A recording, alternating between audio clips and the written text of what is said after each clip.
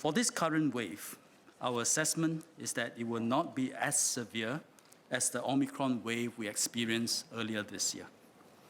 This is because many more of us have gained stronger immunity either through booster shots or recovery from infections.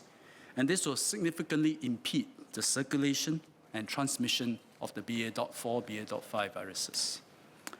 In South Africa, the second Omicron wave, driven by these two subvariants, was approximately a third of the peak of the previous Omicron wave. But every country's experience will be different and unique. But we have good reason to believe that this will be a smaller wave than the last. Today's Tuesday. Tuesday is always the day where cases spike up. We should expect at the end of today case numbers of over 12,000. This is a tad higher than the same time last week, which was 11 over 1,000. So 10% more than last week. So there are indications that we are near the peak, if not at the peak, and we should be relieved that the number this week did not double from last week. Otherwise, we'll be at 24,000 or 22,000 this week. The key is to ensure that hospital capacity is not overly stressed. And here, we have been relying on two strategies I will go through today. First, ensure high vaccination and booster coverage so that as many people as possible are protected from severe illnesses if they are infected.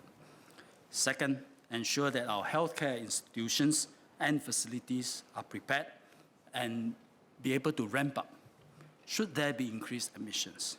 And these strategies continue to be relevant for this current wave. Ms. Herting-Rue asked about healthcare subsidies related to COVID-19 pandemic.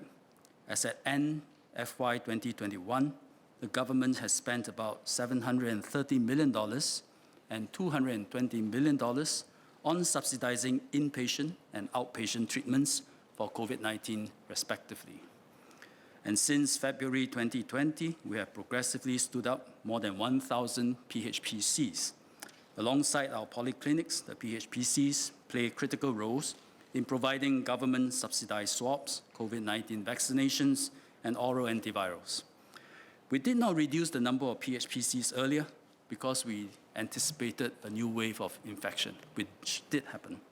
And we are now in the middle of this new wave, and it will be inappropriate to stand down PHPCs at this juncture.